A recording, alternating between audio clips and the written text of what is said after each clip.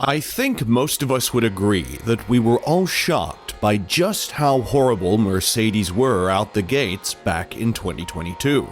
So much so that it was painful or satisfying for some to see seven-time world champion Lewis Hamilton getting a taste of his own medicine, being pinned by AlphaTauri's Pierre Gasly of all people at Imola. And we all can also agree that we all know Mercedes will not be making the same mistakes this time around. So what changes did the team make to their W14? And what does the ceiling look like for them now that they have a better understanding of the new regulations? Well, you're going to have to stick around to find out.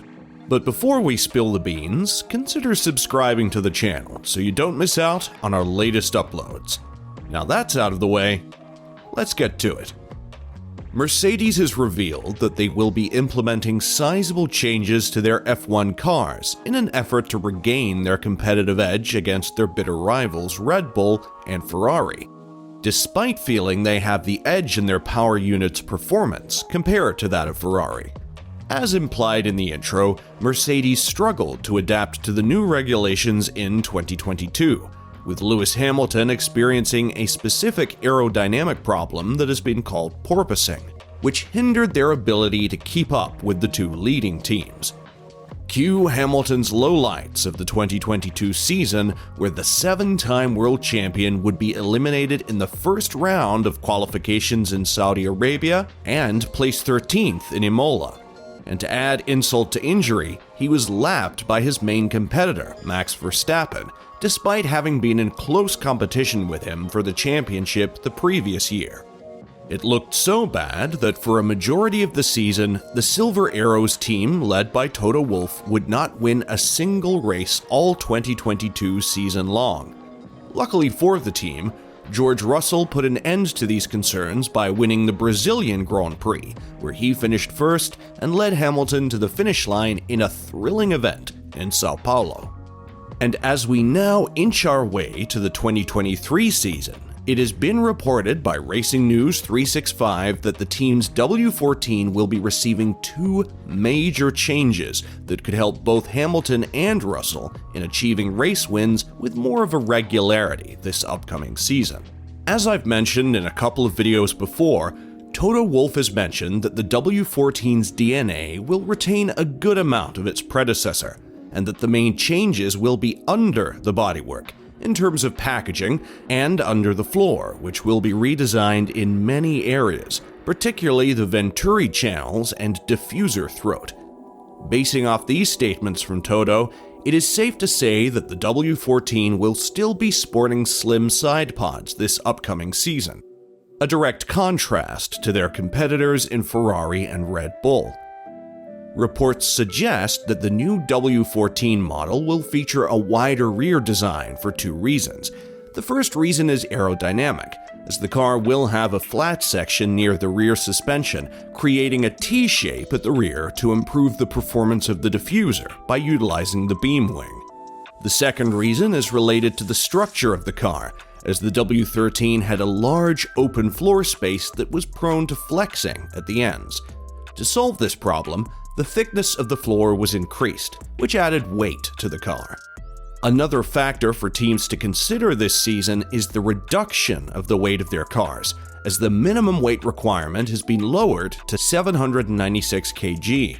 Additionally, the gearbox used in the new cars will be a significant upgrade from the previous model, with a different layout of the key components of the rear suspension. With all these reported changes to their car this season, George Russell has gone on record saying that he has not seen anything that tells him that Mercedes cannot dominate the 2023 season. I think when you look at the development we've brought this year and the rate at which we've closed the gap, there is nothing telling us we can't achieve this, Russell told Crash.net when asked if Mercedes can get involved in the 2023 title picture.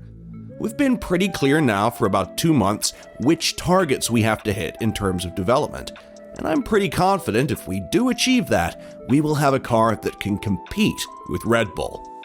Russell would add that his confidence stems from the progress that Mercedes made throughout the 2022 F1 season. The team went from struggling to keep up with the midfield teams to winning races and being the third fastest team after Red Bull and Ferrari. At the start of this year, we qualified behind Alpha, behind Haas, he said. I remember at Imola I finished 4th, but I was the same pace as Lando Norris and had Valtteri Bottas chasing me down in the Alpha. They were quicker than us in that race, and Lewis was in P10 or P9. But you look at us now and where we are in comparison to those cars that probably haven't had the similar development as the likes of Ferrari and Red Bull, we've made massive strides. The fact now we're in a position to fight for race victories shows a lot. So I've got every bit of confidence in this team. Maybe straight out of the blocks, we weren't the fastest car because of where we were coming from, but the rate of development, I've got every hope that we can definitely fight for the championship next year. George Russell had a fantastic first season with Mercedes in 2022. The 24-year-old British driver finished 4th in the driver's standings, 2 spots ahead of his teammate Lewis Hamilton. And to top it all off, the Mercedes newcomer would win the team their only race win of the season. But even with a season to remember, Red Bull's head of driver development, Helmut Marko, believes that Mercedes' success falls on Hamilton's shoulders. In an interview with Sport Bild, Marko would say, "Ferrari is strong, but Mercedes will be stronger as a whole, especially with a driver like Lewis Hamilton. He's still a top driver. Although Ferrari also has a very good driver in Leclerc, he still makes mistakes. Mercedes fought their way to us over the year. Although they're not yet at eye level, they will have more time in the wind tunnel to develop the car. But I'm not too worried. We're on the right track for 2023, and with Max, we have the best driver in the field."